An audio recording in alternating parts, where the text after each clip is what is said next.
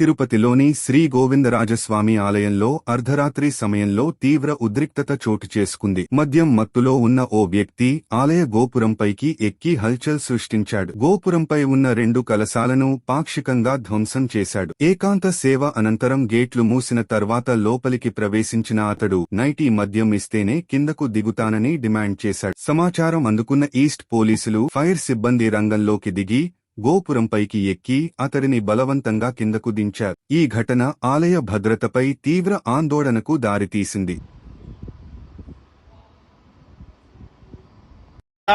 Full ఇస్తే కానీ దిగనన్నావంట. Full గా సార్ 90 మంది అడిగినా ఫుల్ గా 90 మంది అడిగినావా? దేవుడి పైకి ఎక్కడం కరెక్ట్ కాదు కదా? తప్పే అని చెప్పి సార్. తప్పా కదా? తప్పుకున్నట్టే కదా?